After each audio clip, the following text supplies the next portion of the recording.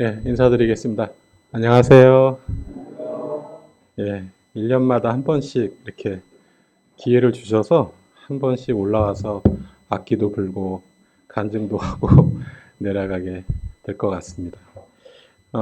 아까 우리 좀 일찍 와서 우리 저희 피아노 치는 우리 형제님이랑 잠깐 한 번 마치고 지금 제가 어, 연주를 좀 들려드릴까 하거든요.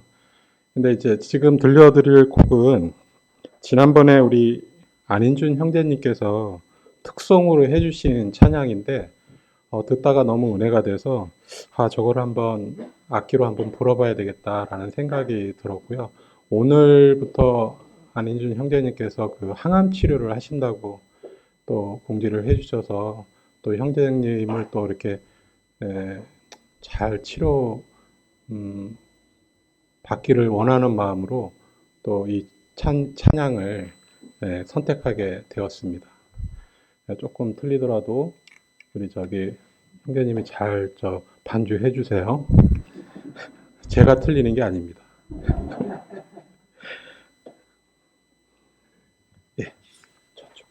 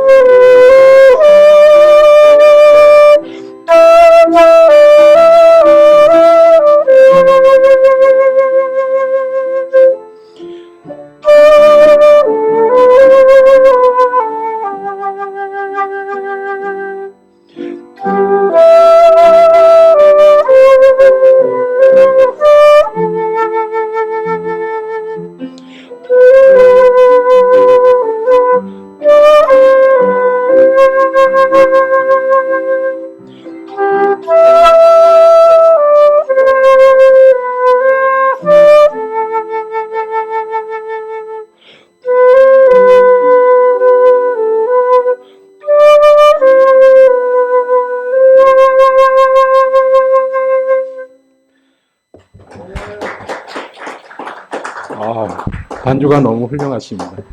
한 번 맞췄는데 그냥.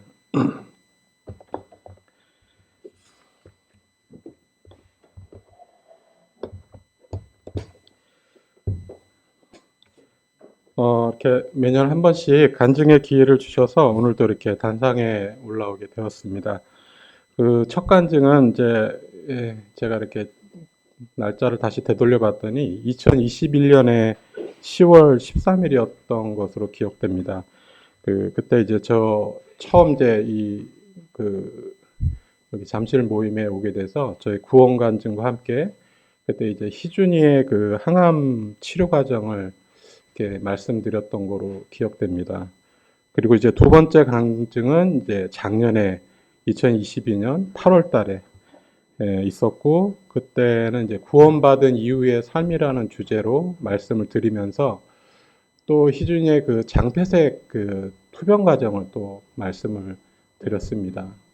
그래서 제가 이렇게 간증하는데 희준이를 이렇게 빼놓고 생각할 수가 없는 게, 아마 이제 잘 아시겠지만 이 가족 중에 누군가 아프게 되면 참 그 가족으로 인해서 이렇게 누군가 이렇게 투병을 하고 있는 거에 대해서 정말 이렇게 항상 그쪽에 마음이 가고 있기 때문에 뭐 학교든 그러니까 직장이든 어디를 가도 항상 이제 떠올리게 되고 그로 인해서 영향을 받을 수밖에 없습니다. 현재 그 희준이의 상태는 역시 이제 장폐색으로 지금 늘 지금 조심해야 되는 상태입니다. 그래서 인터넷을 이렇게 찾아봤어요. 이제 희준이가 이제 장폐색에 이게 자꾸 병원에 응급실에 가게 되니까 그래서 장폐색이 왜 걸리는가를 봤더니 이제 그 배 부위에 그 개복 수술을 한 경우에는 언제든지 이렇게 재발이 될 수 있다고 합니다. 특히 이제 소장과 이게 대장 주위에 서로 달라붙지 않게 하는 그 얇은 그 윤활유 같은 그런 막이 있는데 수술을 하게 되면 그 막이 훼손이 된다고 합니다. 그래서 그 막들이 이렇게 훼손이 돼서 이제 장들이 서로 달라붙는 그런 유착 증상이 일어나서 이제 장이 막히는 현상이 생긴다고 합니다. 그러면 이제 장폐색이 되면 이제 이건 뭐 저는 이제 느껴보지 못했지만 희준이의 상태를 보면 이 배에 이제 가스가 이제 차고 이제 그 가스로 인해서 이제 극심한 이제 복통이 일어나고 그때 이제 빨리 응급 처치를 안 하면 매우 위험할 수가 있다고 합니다. 그날도 이제 고기를 좀 평소보다 좀 많이 좀 먹었던 게 원인이 된 것 같습니다. 그 나이 때 정말 고기 많이 먹고 싶잖아요. 그래서 뭐 평소보다 조금 많이 먹었는데 이제 그날따라 또 배가 아프다고 했을 때 또 이제 좀 빨리 이제 병원을 갔어야 되는데 조금 이제 한번 지켜보자고 했는데 아니나 다를까 그날도 또 장폐색 증상이 나타나서 또 응급실을 가게 됐고요. 그래서 지금 희준이의 몸무게가 이제 뭐 남자 몸무게니까 밝혀도 되잖아요. 176에 55kg를 왔다 갔다 하고 있습니다. 그러니까 이렇게 옷을 갈아입을 때 보면 이렇게 좀 뼈만 앙상한 그런 느낌입니다. 그래서 좀 살이 붙고 건강해지기를 기다리고 있고요. 살이 이렇게 마르니까 또 그런 것도 있나 봐요. 이렇게 호흡이 이렇게 좀 가빠지나 봐요. 그래서 이제 호흡이 불안해지고 그럴 때 이제 제일 이제 뭐 어떻게 이렇게 증상은 나타나는데 어떻게 해주기가 어려운 거죠. 그러니까 혼자 이제 호흡이 가쁘다고 하니까 또 그런 증상이 있어서 빨리 낫기를 기도를 하고 있습니다. 그리고 이제 저의 이야기를 하면 그 이후로 이제 올해 3월 1일자로 저는 이제 학교를 또 이제 정근을 가게 됐습니다. 이번에 가게 된 학교는 전교생이 한 1,300명 정도 되고요. 교직원도 한 100명이 넘는 큰 학교를 가게 됐습니다. 이렇게 큰 학교는 교감도 이렇게 2명이라서 이제 학년도 절반씩 나눠서 맡고 업무도 이제 3개 부서씩 나눠서 맡게 됩니다. 그래서 워낙 이제 큰 학교니까 아마 또 이제 혼자 하기에는 힘드니까 교육청에서 그렇게 이제 큰 학교에는 이제 교감 둘을 이렇게 주는데 올해는 이제 그런 큰 학교에 이제 가게 돼서 정말 아침부터 올해 이제 3월 달을 어떻게 보냈는지 모를 정도로 저녁까지 뭐 보통 이제 3월 달에는 거의 뭐 6시까지 이제 근무를 하다가 집에 들어오면 저녁 먹고 그냥 거의 그냥 이렇게 한 2시간 잤다가 또 일어났다가 다시 자는 이제 그런 생활 패턴을 갖게 됐는데요.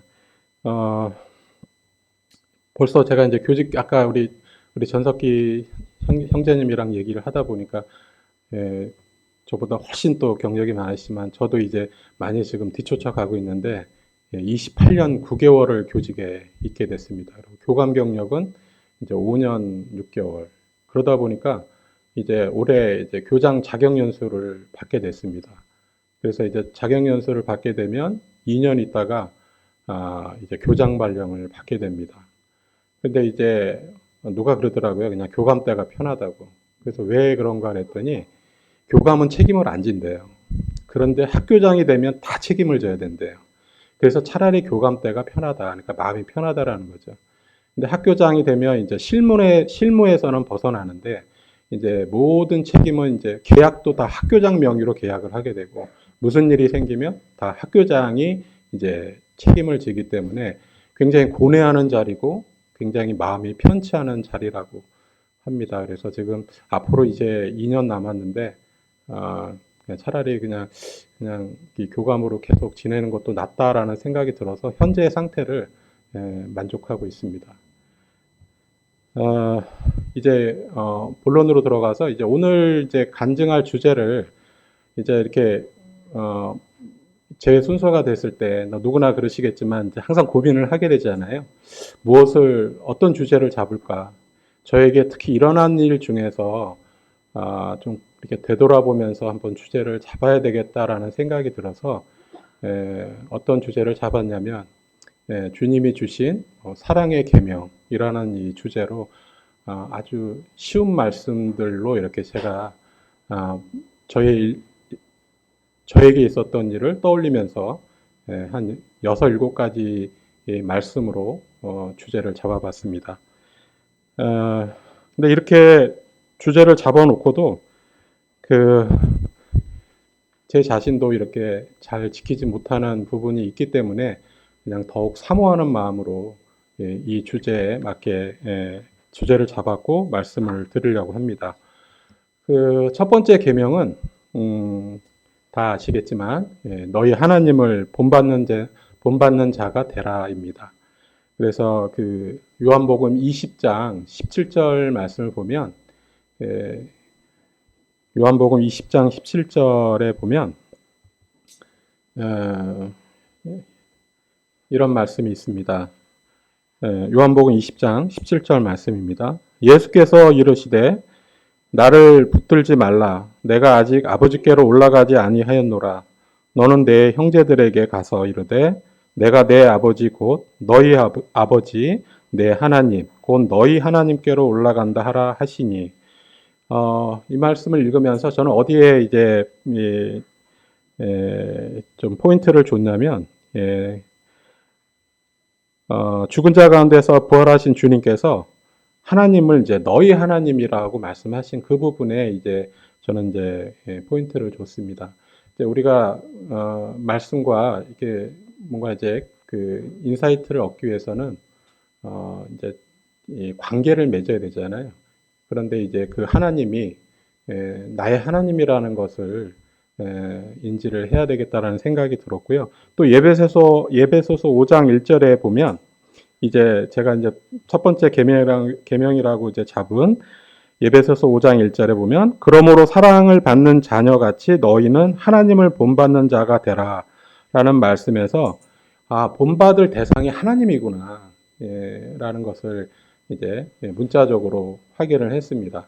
그러니까 이제 하나님이 이제 나와의 관계 없는 것이 아니라 이제는 하나님이 나의 하나님이시고 그 하나님을 그냥 이렇게 우러르는 대상으로 보는 게 아니라 본받을 대상으로 보라는 말씀이 이제 지금 이제 읽은 구절에서 이제 말씀하시는 건데요. 방금 전에 제가 이제 새로운 학교로 이제 정근을 가게 됐다고 이제 말씀을 드렸는데 그 새로운 학교로 이제 정근을 가게 되면 이제 이 교사 생활을 하다 보면 이제 보통 3년에서 4년에서 주기로 학교를 옮기게 되거든요. 근데 학교를 옮기게 되면 굉장히 스트레스예요. 왜냐하면 이제 새로운 학교에 적응을 해야 되고, 그 새로운 구성원에 적응을 해야 되고, 가장 힘든 게 이제 새로운 교장 선생님과 합을 맞춰야 되거든요.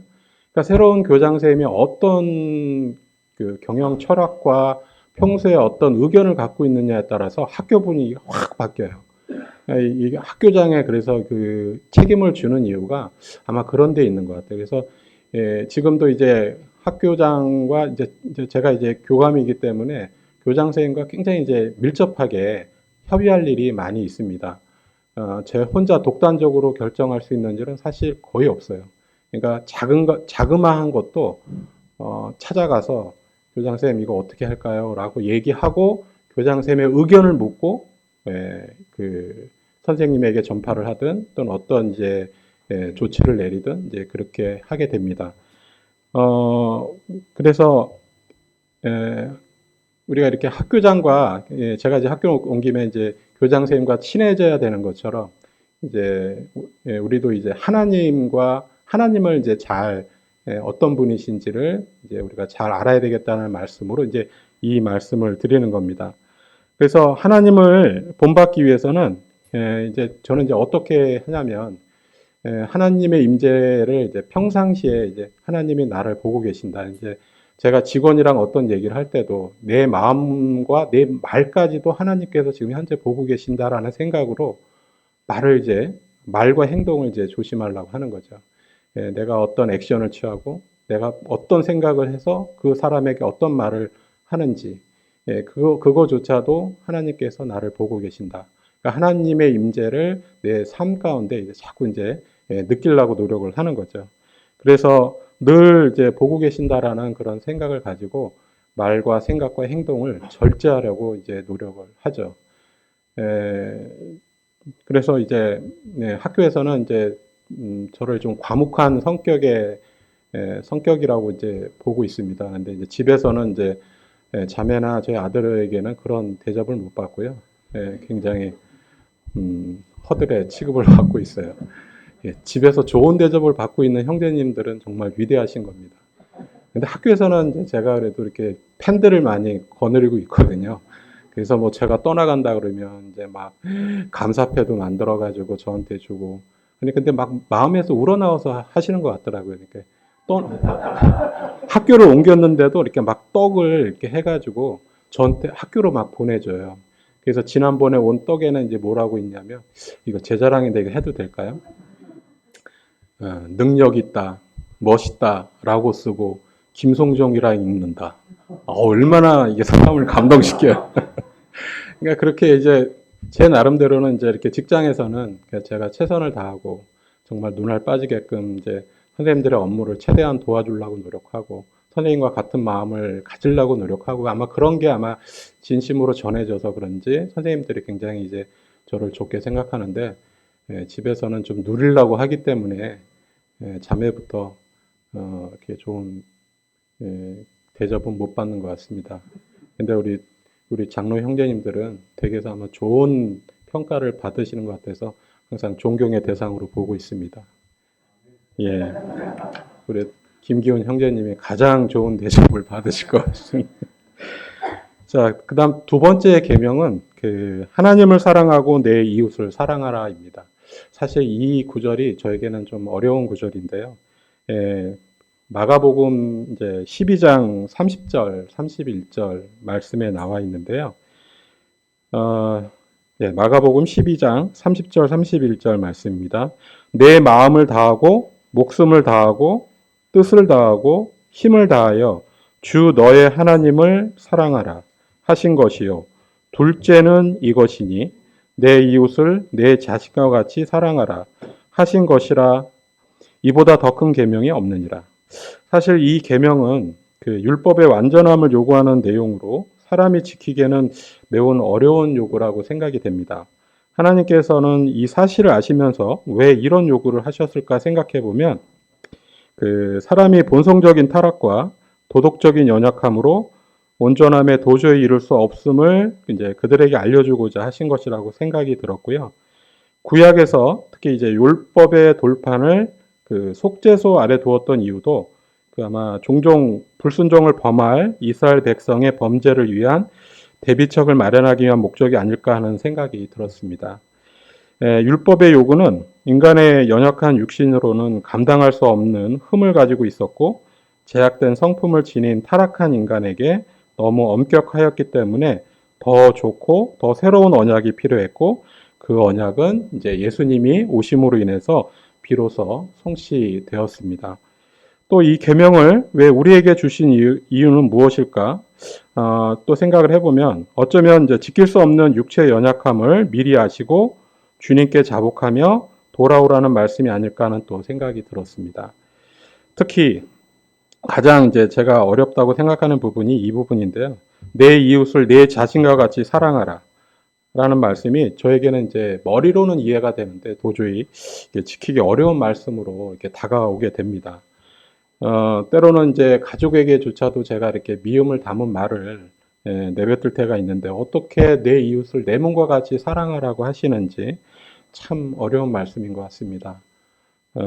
그럼에도 불구하고 주님께서 이 보여주신 모습을 본받아서 저희 주위의 사람들, 저와 관련된 사람들을 미워하지 않고 나를 힘들게 하는 사람도 불쌍한 마음으로 대할 수 있는 마음을 달라고 기도하고 있습니다.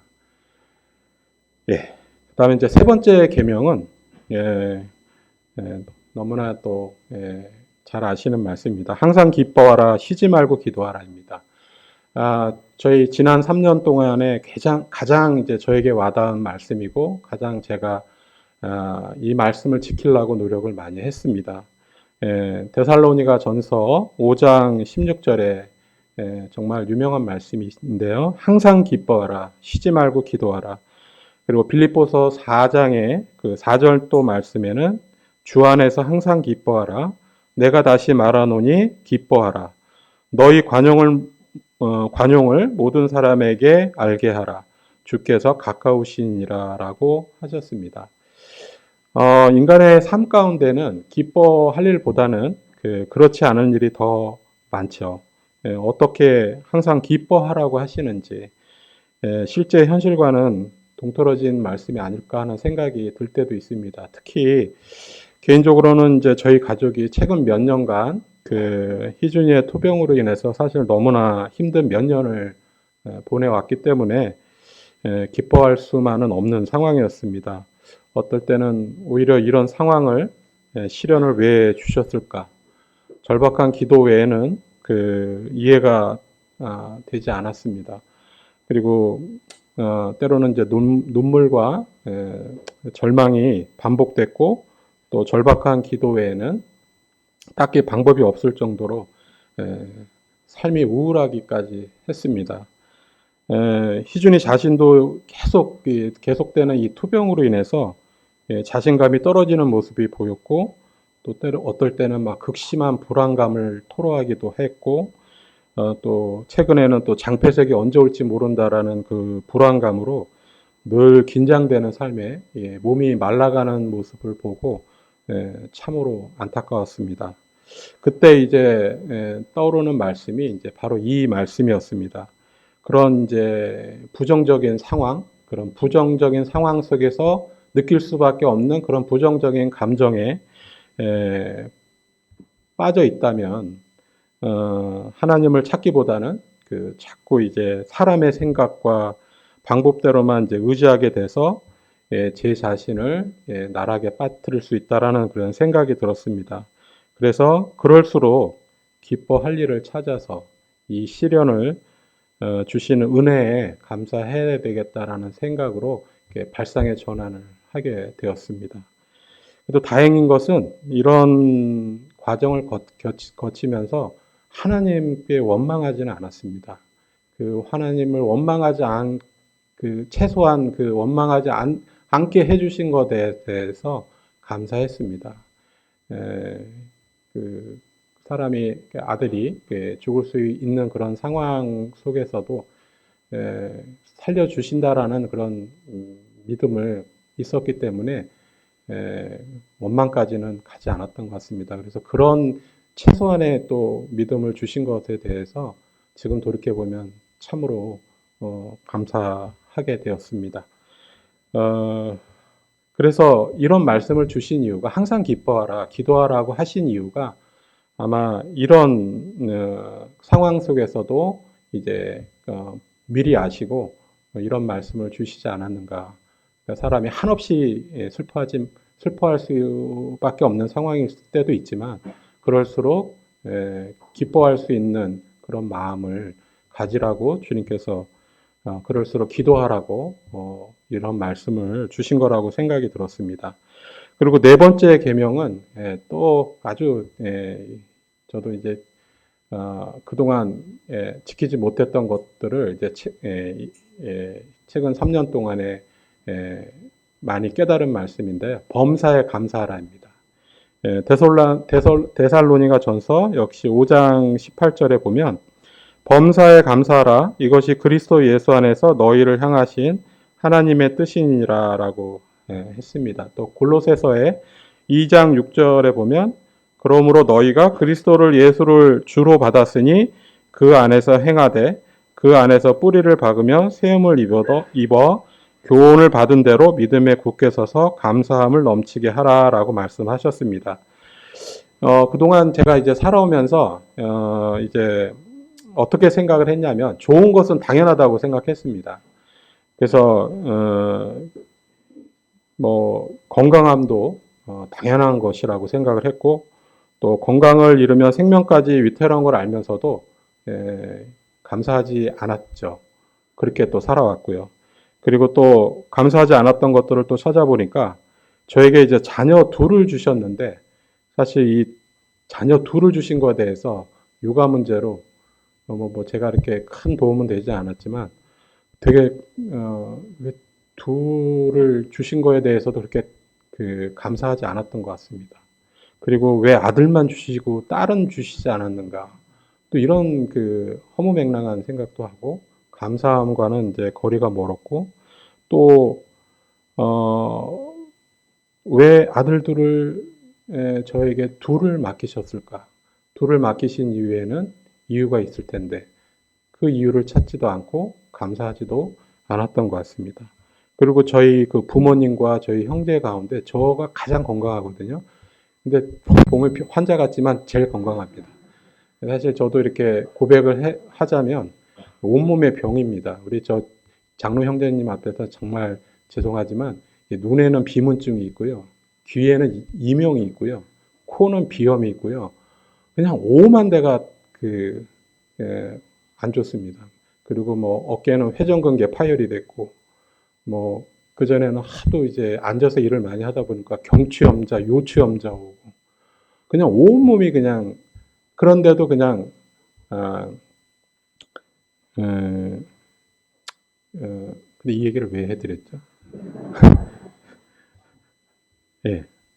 아무튼 그런 가운데서도 어쨌든 이제 감사할 일이 참 많은데 감사하지 않았다는 거죠. 그리고 부모 형제 중에 제가 이제 가장 건강하다라는 거죠.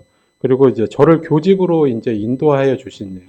아까 이제 우리 전석희 형제님이랑 이제 교직 얘기를 좀 했는데 제가 지금까지 어쨌든 교직에 몸을 담고 현재까지 이제 8, 9년을 해왔는데 정말 여기까지 온 것도 하나님의 은혜인데 사실 한 번도 저를 교직에 인도하여 주셔서 현재까지 무사하게 여기까지 오게 해주신 것에 대해서 감사합니다라는 기도를 그냥 하지 않고 그냥 당연하게 생각을 한 것 같습니다.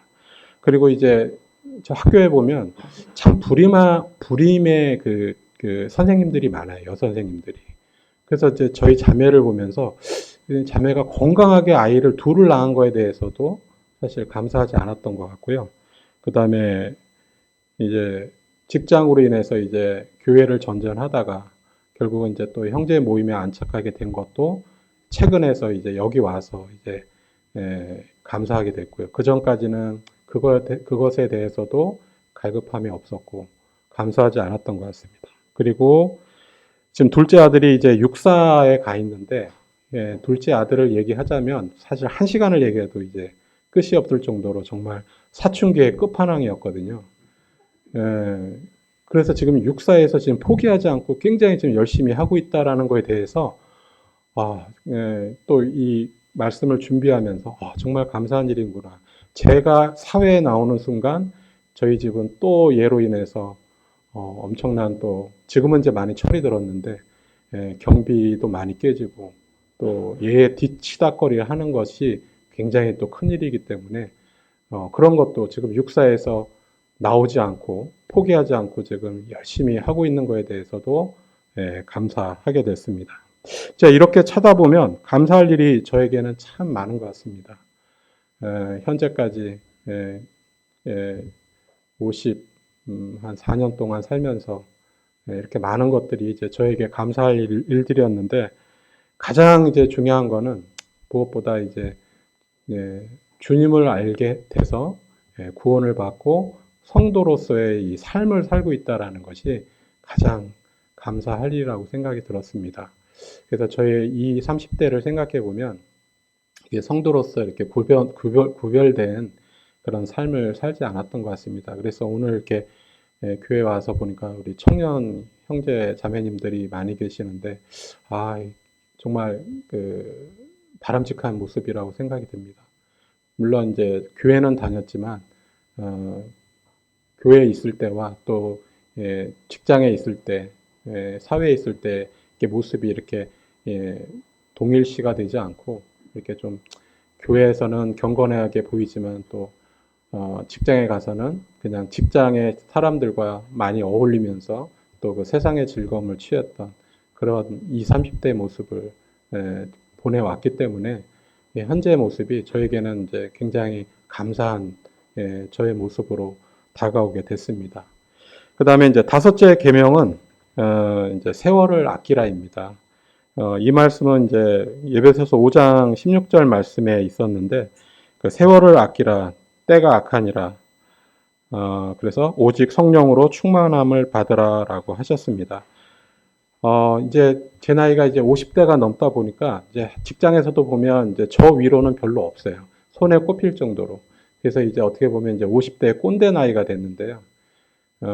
희준이가 언젠가 아빠는 꼰대라고 그렇게 얘기를 하더라고요. 근데 사실 그 요즘 젊은 선생님들의 꼰대의 기준이 자기 생각과 많지 않으면 다 꼰대라고 하더라고요. 근데 저도 이렇게 보면 20, 30대 그때 선배 교사들을 봤을 때 너무나 고지식하다고 생각이 들었거든요. 근데 그 세대 간의 차이는 어쩔 수 없는 것 같습니다. 어쨌든 제가 이제 20, 30대 나이가, 아니 20, 30대 언제 제가 50대가 될까라고 생각을 했는데, 어느덧 제 나이가 이제 50대가 돼서 그 고지식하게 보이던 그 나이대가 도래했습니다. 그래서 제가 이제 그 나이만큼 정말 성숙해졌는지는 의문입니다. 일단은 이제 보이는 것은 이제 좀 실수하지 않으려고 노력을 하는데, 그런 말씀이 있더라고요. 아니, 누가 그러더라고요. 나이 먹으면 조심해야 될 게 삐지지 말고 빠지지 말라, 그런 말을 하더라고요. 특히 나이 먹으면서 조심해야 되는 게 이제 삐지지 말아야 되고 빠지지 말아야 되는데, 혹시 제가 교회에서 삐지거나 빠지면 이해해 주시기 바랍니다. 삐지지 않으려고 노력하고 있고요. 빠지지 않으려고 노력하고 있습니다.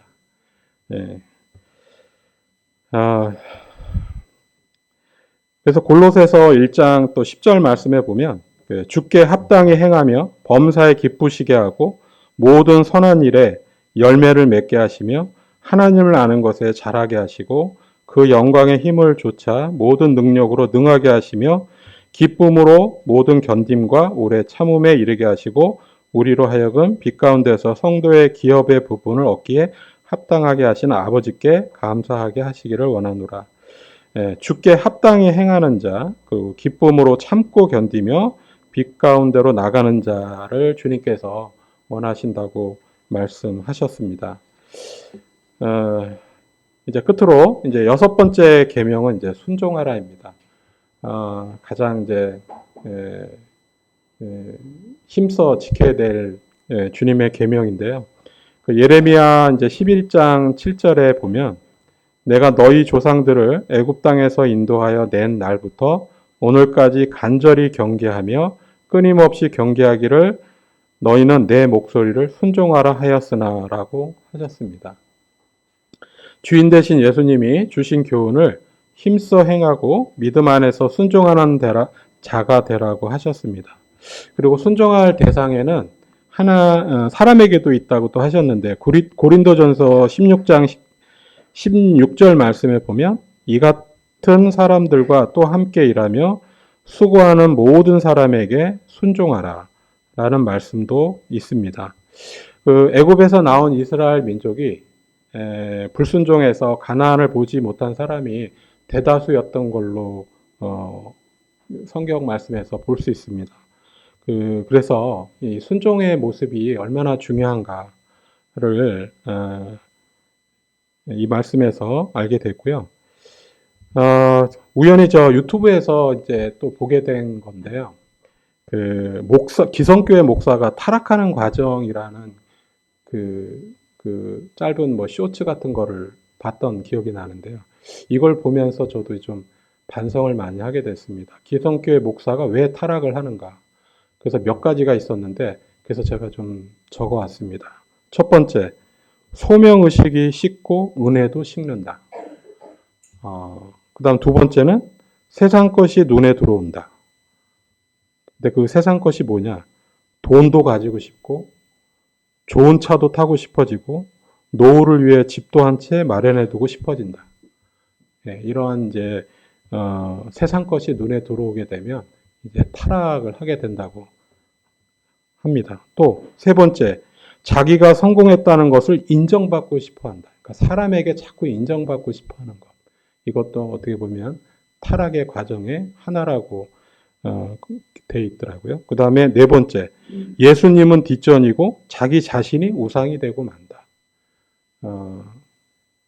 이 우상이라는 것이 꼭 보이는 것만이 아니라 예수님을 뒷전으로 하고 그 모든 것들을 앞에 내세울 때 그것이 이제 우상이 될 수 있다라는 그런 말씀인 것 같고요. 그 다음에 이제 회개하지 않는다. 그 다음에 끝으로 주님의 마음에 합한 종이 되기보다는 자기 생각이 우선시 된다. 이게 가장 타락의 주된 이제 원인이 아닐까라는 생각이 듭니다. 그러니까 자꾸 자기 생각을 하게 되는 거죠. 그러니까 주님의 말씀을 통해서 그 말씀을 자꾸 이제 내면화하려고 노력을 해야 되는데 그냥 내 나름대로 이해를 하는 거죠. 그러니까 사람이 또 타락하는 과정 중에 하나가 저는 이제 핑계라고 생각이 들어요. 그러니까 이제 불평, 불만도 하나의 그 과정일 수 있는데 핑계 대는 거. 그것도 어떻게 보면 이제 아주 안 좋은 것 중에 하나인 것 같아요. 그러니까 우리가 핑계 댈 게 너무 많잖아요. 우리가 뭐 잘못하면 특히 그 초등학생들 이렇게 뭔가 잘못했을 때 이제 훈육을 하는 과정에서 딱 이제 불러 세워서 얘기를 하면 가장 먼저 얘기하는 게 핑계예요. 어떻게 그렇게 빠른지 그 핑계를 먼저 대요. 근데 그게 모든 사람이 다 똑같은 것 같아요. 그러니까 저도 이제 하나님께 뭔가 이렇게 잘못을 했을 때 하나님 잘못했습니다라고 하기보다 아니에요. 제가 뭐 때문에 어쩔 수 없이 이렇게 했습니다. 그러니까 뭔가 자꾸 핑계를 대게 되는 것 같아요. 그래서 자신의 생각을 내세우지 말고 이제 주님의 말씀을 이렇게 비추어서 그 말씀에 따라서 주님께 내려놓고 기도하고 이제 그런 것들이 우리가 삶 가운데 항상 이렇게 반복돼야 되지 않을까라는 생각이 들었습니다. 그래서 제가 이제 그 주님이 주신 이제 사랑의 계명이라는 주제로 언뜻 이제 이렇게 생각나는 것들을 이렇게 한 6가지를 적었는데요. 이제 오다가 또 생각 들었던 게 하나가 때를 얻든지 못 얻든지 복음을 전파하라. 이것도 이제 주님이 주신 계명 중에 가장 또 중요한 계명이라는 생각이 들었습니다. 왜 그런 생각이 들었냐면 이제 언젠가 이제 누구나 임종을 하게 될 텐데 이 세상을 떠날 때 과연 나로 인해서 영혼을 구원받은 영혼이 과연 몇 명이나 있을 것이냐. 롯이 이제 소돔과 고모라를 하나님께서 멸하신다고 할 때 의인 10명부터 시작을 했잖아요. 마지막 1명까지 있으면 멸하지 않으시겠냐고 하나님께 이제 물었던 것처럼 과연 저는 하나님께 저로 인해서 하나님께 영혼을 구원받은 영혼이 과연 몇 명이 있을까? 그렇게 이제 돌이켜 보니까 제가 이제 이렇게 관계를 맺는 이제 여러 사람이 있는데 그래도 가장 친하다고 하는 그런 친구들이 있는데 과연 그 친구들을 최근에 이제 복음 집회도 했는데 그런 친구들을 위해서 내가 얼마나 평상시에 기도를 하고 그 영혼을 주님께 데리고 와서 구원받게 하게 했느냐, 그런 노력을 내가 얼마나 했느냐라고 이제 비춰봤을 때 누구나 하나님 심판대에 이제 서게 될 텐데, 의의 심판이든 불의 심판이든 그런 거를 생각해 봤을 때 너무나 부끄러웠던 것 같아요. 그리고 또 이제 또 후회됐던 것 중에 하나가 이제 저희 어머니께서 이제 굉장히 보기에는 이제 굉장히 약간 이제 뭐라 그럴까요? 이제 이렇게 아름답지 못한 그런 이제 할머니의 모습으로 이제 사시다 돌아가셨는데, 저희 어머니의 존경스러운 부분이 딱 한 가지가 이제 뭐가 있었냐면, 누군가 구원 받을 사람이 있다고 하면 어머니에게 이제 요청이 오면 어머니께서 성경책을 들고 가서 이제 그 사람과 구원 상담을 해서 그 사람을 구원받게 하는 그런 산파의 역할을 하셨거든요. 그래서 이제 어머니의 성경책을 이렇게 넘겨다 보면 그 밑줄 친 부분, 이제 그 복음을 전할 때 자주 썼던 인용 구절들을 이렇게 칠해놓은 부분들을 이렇게 보면서 이제 이제사 어머니가 살아계실 때 어머니께서 어떤 말씀을 인용을 해서 그 믿지 않는 그 사람들을 어떻게 구원받게 또 구원 상담을 했는지, 이런 것들을 좀 살아계실 때 좀 노하우를 좀 배웠으면 참 좋았겠다, 그런 생각이 이제서 드는 거죠. 왜냐하면 이제 제가 가장 친한 친구들이 있는데, 4명의 친구가 있는데, 정말 제가 죽게 되면 그 친구들은 구원을 받지 못하고 죽을 텐데, 제가 그 친구들을 위해서 어머니가 전했던 그 구원의 그 상담의 방법을 제가 좀 알아보고 그거를 좀 그 친구부터 이렇게 좀 했으면 참 좋았겠다라는 후회를 이제사 하게 됐습니다. 그래서 때를 얻든지 못 얻든지 그것은 하나님께서 하실 거고, 복음을 전파하는 일, 어떻게 보면 주님이 주신 계명 중에 가장 영혼 구원만큼 중요한 계명은 없을 거라는 생각이 들었습니다. 지금 두서없이 한 이제 6, 7가지 이제 말씀을 드렸는데, 저는 1년에 한 번씩 찾아오겠습니다. 자주는 못 찾아오고요. 이렇게 말주변도 없지만 이렇게 1년에 한 번씩 올려주셔서 저의 얘기를 이렇게 두서없이 두서없지만 이렇게 할 수 있어서 정말 감사할 일 중에 또 한 가지가 생겼습니다. 특히 제가 청년 형제들, 저희 아들들이 청년이라서 그런가 우리 청년들을 봤을 때 굉장히 정말 말은 안 했지만 굉장히 흐뭇한 마음과 표정으로 보고 있습니다. 저 중에 우리 희도가 있어야 되는데 이렇게 교회에 빠짐없이 잘 출석하는 우리 저 청년들처럼 우리 희도도 구원받고 이렇게 다른 청년들과 함께 할 수 있으면 참 좋을 텐데, 희도의 모습을 이렇게 투영을 해보거든요. 그리고 우리 희준이가 교회 나오긴 하지만 믿음이 아직 그 적은 관계로 또 희준이가 이렇게 청년 형제들과 이렇게 잘 어울리지 못하는 부분, 그것도 조금 이제 기도를 해서 주님께서 좀 화합도 좀 잘 될 수 있게 마음속에서는 바라고 있습니다. 아비된 마음은 다 똑같은 것 같습니다. 어쨌든 뭐 우리 아들이 잘 되라 이런 것보다는 교회 안에서 잘 됐으면 좋겠습니다. 교회 안에서 정말 우리 오늘 사회 봤던 형제님처럼 나와서 사회도 할 수 있고 또 감사 기도도 할 수 있는 그런 자녀가 될 수 있다면 뭐 더 바랄 것이 없습니다. 한때는 좋은 직장을 갖는 것이 자녀를 잘 키우는 거라고 그릇된 생각을 했는데, 이제는 그런 것보다는 교회 안에서 바르게 성장해 나가는 것이 가장 올바르게 성장하는 것이라는 생각으로 바뀌게 된 게 그렇게 오래되지는 않습니다.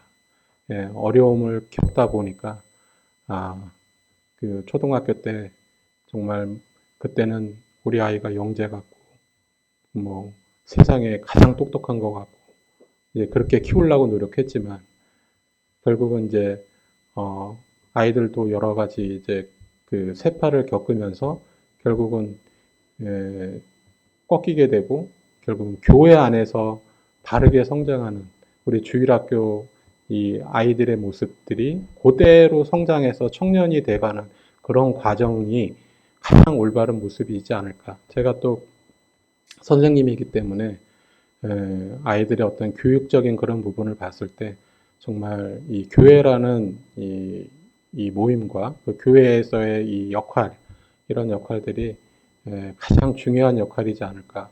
어떻게 보면 그런 역할들을 우리 성도님들이 하고 계시는 거고, 그리고 이제 우리 어린 이 자라나는 우리 주일학교 학생들부터 그렇게 성장해서 청년이 됐을 때 정말 바람직한, 가장 바람직한 모습이 그 모습인데, 왜 그런 것들을 중요하게 생각하지 않고 다른 것에 세상적인 목표를 두고 이렇게 돌아왔는지 이제서 이제 후회가 됩니다.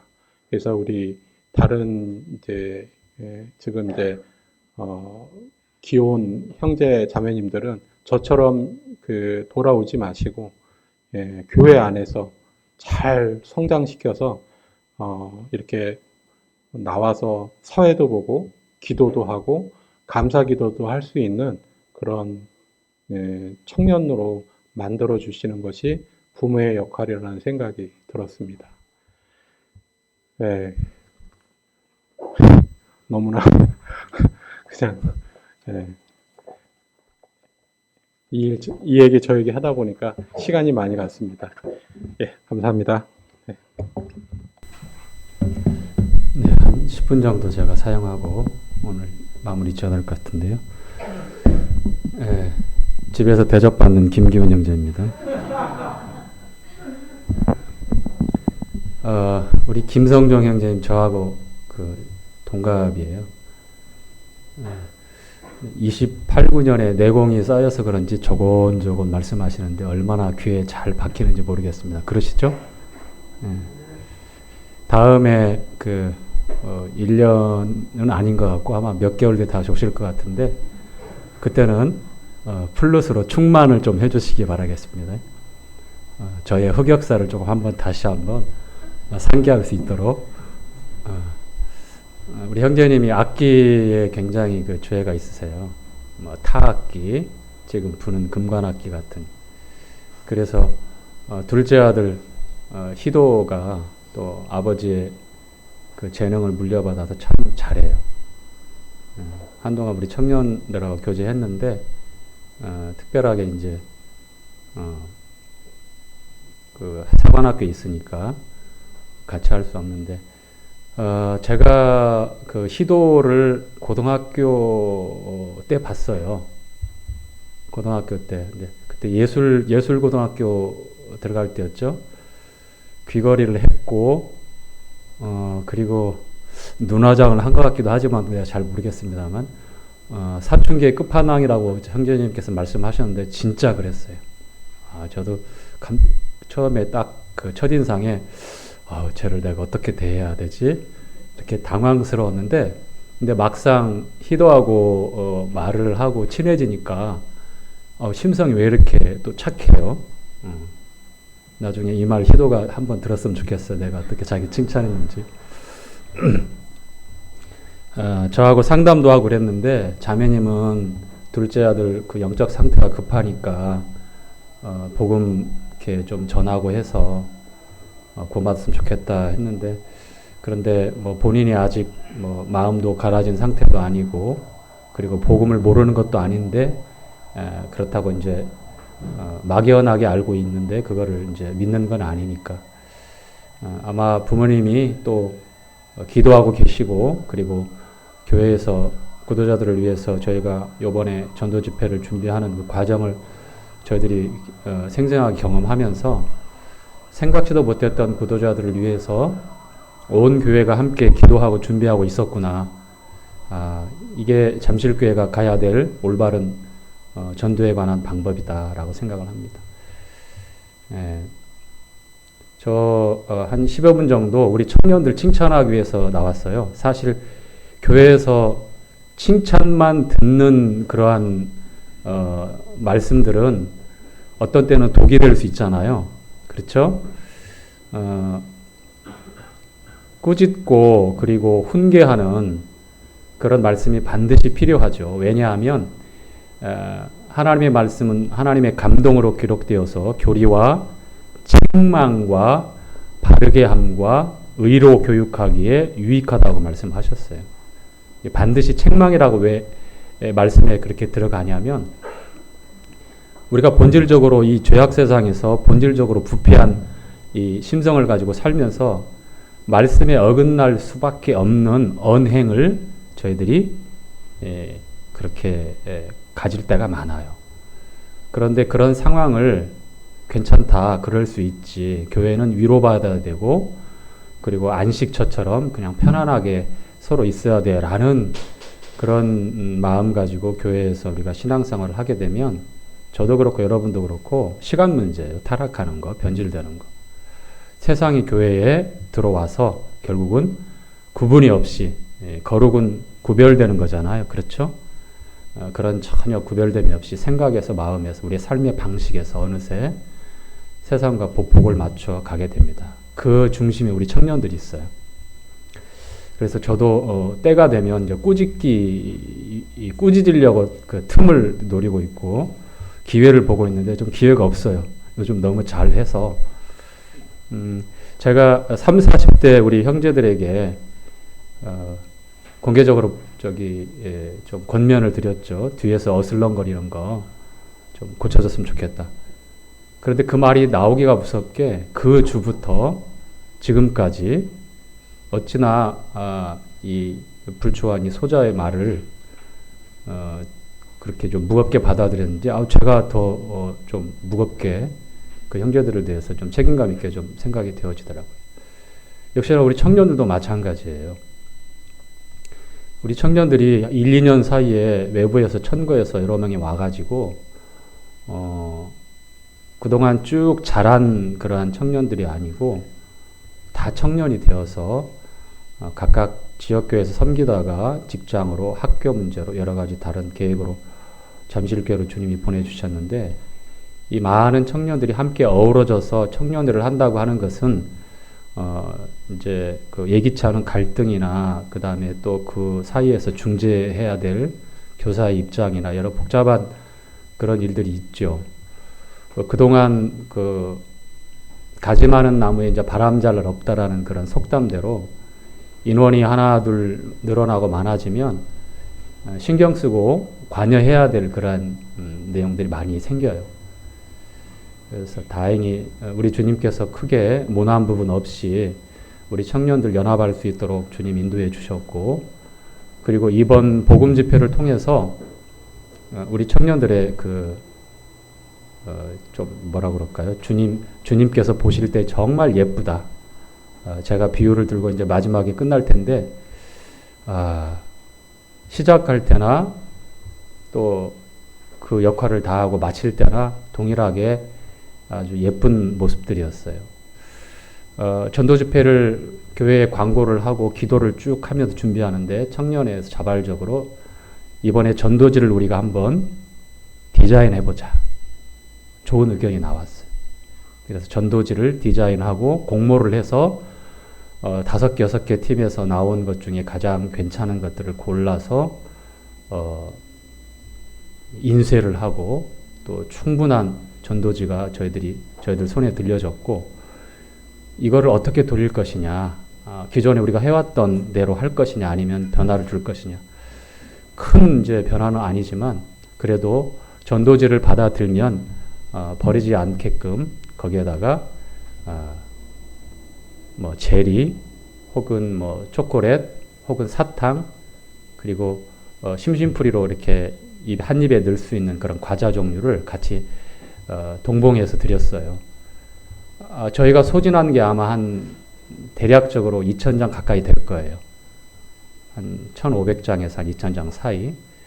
이거를 하루는 토요일 날, 하루는 주일 날 오후, 그 다음에 하루는 토요일 날 오후 시간에 이렇게 두 번에 걸쳐서 했는데, 사실 그때그때마다 제 마음에는, 청년들을 대해서 약간은 걱정은 있었어요. 왜냐하면, 우리가 해봐서 알지만, 오래도록 3년 가까이 비대면 사회였다가 이제 대면 되어서 이제 불특정 다수를 향해서 이 근처에 사람들 만나서 전도지를 돌리는데, 뭐 훈련되어 있는 상황에서는 누구나 쉽게 할 수 있지만, 머뭇머뭇거리고, 그리고 저마다 가지고 있는 부담도 있을 것이고, 또 뭐 그날 어떤 다른 스케줄을 잡아서 못 간다고 그럴까, 뭐 이런 아마 자기들 그런 생각도 있었을 것이라고 미루어 짐작합니다. 그렇죠? 우리 이사 경제 그런 것 같아요. 그런데 누구 하나 빠지지 않고 전부 다 함께 나와서 작업도 같이 하고, 그리고 그 적지 않은 시간들 투자해서 일사불란하게 6개 구역으로 나눠가지고 거의 게릴라 특공대처럼, 전도 특공대처럼, 십자가의 도가 멸망하는 자들에게는 미련하지만 구원을 얻는 우리에게는 하나님의 능력이라고 하신 말씀대로 우리가 이 복음, 하나님의 능력인, 그리고 주님과 함께하는 이 삶에 대해서 그들에게 소개하기 위해서 짧은 시간이지만, 찰나의 1초, 2초, 3초 지나가는 시간이지만 가볍게 인사하고 건네줄 때에 우리 청년들의 그 손과 그 다음에 그 눈과 그 모습들을 하나하나 떠올려 보면서, 와, 예쁘다. 벚꽃이 만개했어요. 또 목련이 또 만개했어요. 그쵸? 그런데 봄꽃 중에 제가 벚꽃을 정말 예쁘다라고 보거든요. 왜냐하면 만개할 뿐만 아니라 지금 비가 와서 바람이 불어서 이제 한참 때를 지나서 이제 땅에 우수 떨어질 때도 꽃 중에 이 벚꽃만큼 떨어져서도 예쁜 게 많지 않더라고요. 물론 이제 호불호가 있어서 사람들마다 목련이 좋다고 하지만, 목련은 굉장히 화려하게 처음에 피지만 그 목련 꽃을 피우기 위해서 겨울을 반드시 지내야 되는 그러한 교훈도 있습니다만, 그런데 땅에 떨어진 꽃잎을 보면 안 됐다 싶어요. 굉장히 변색되고 그 커다랗고 화려한 꽃잎이 뭐라 그럴까, 추하게 변하는 걸 봤어요. 우리 청년들이 시작할 때하고 또 마칠 때하고, 그리고 다음을 또 기대하고 준비하는 그러한 마음들까지 읽어보면서 올 가을에 다시 한번 또 이와 같은 전도 집회를 교회에서 준비하고 또 기도하고 저희들이 준비해서 진행할 겁니다. 이번이 이제 몇 년 만에 처음 시도해봤지만, 과거에 우리가 해왔던 방법이지만 이제 더 나은 모습으로 또 주님 앞에 보여질 우리 청년들의 꽃과 같은 예쁨을 저희는 이렇게 오늘 나와서 이렇게 자랑하고 싶었습니다. 사람들의 만남도 그렇고, 청년의 집회도 그렇고, 주일날 우리가 함께 모여서 교제하는 것도 그렇고, 처음에 기대하고 모이고 함께 서로 문안하고 즐겁게 하하하 호호 하면서 교제하지만, 이제 헤어지고 나서 우리가 그 뒷모습을 보일 때 어때야 되는가. 저는 이제 거리의 나딘구는 참 보드랍고 작은 벚꽃잎이지만 여전히 그 이쁨을 나타내고 은은하게 계속해서 보여주는 그 모습을 보면서 우리 청년들의 모습이 그렇게 되기를 바라고, 또 개인적으로 우리의 신앙생활이 상대방에게 그러한 좋은 영향을 끼쳤으면 좋겠다는 게 오늘 나누고 싶은 얘기였습니다. 오늘 김성종 형제님이 너무나 쏙쏙 들어오는 7가지의 그 명령들, 코람데오부터 시작해서 순종하는 부분까지 참 유익이 있었고요. 그리고 저는 거기에 숟가락을 하나 탁 올려서 우리 청년들에게 점수 한번 따보고 싶었습니다. 네, 수요일 날 내위기를 이제 기회가 주어지면, 뭐 제가 계속 한다는 게 아니라 우리 세원 형제가 창세기부터 출애굽기까지 잘 있다가 레위기에서 콕 걸려서 멈추고 만다고 하는데, 레위기가 그렇게 어렵게 보여지지만 너무너무 중요한 내용들이 가득 담겨져 있습니다. 5가지 제사부터 해서 그 다음에 제사장들, 재물이 얼마나 제사장이 하나님 앞에 중요한지, 그 다음에 이제 일반적으로 성도들의 생활들 어떻게 정결하고 구별된 삶이 필요한지, 그리고 16장의 속죄일에 관한 복음의 또 핵심이 구약에 숨겨져 있잖아요. 그리고 쭉 도덕법에 대해서 나오면서, 그리고 23장에 보면 7절기가 있고, 그리고 27장까지 레위기는 말 그대로 하나님이 거룩하고 하나님의 백성인 우리들이 거룩한데, 하나님 앞에서 하나님의 부르심에 어떻게 반응했으며 어떠한 과정으로 나가고, 또 그리고 그 후에 우리가 어떻게 살아가고 있고 살아가야 되는지에 대해서 가르쳐주고 있는 아주 중요한 또 복음이 숨겨져 있는 내용들이 많습니다.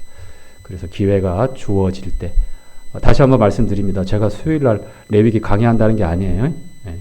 공석이 될 때에 항상 제가 준비하고 있다가 짧게 이렇게 나누는 시간을 갖도록 하겠습니다. 감사합니다.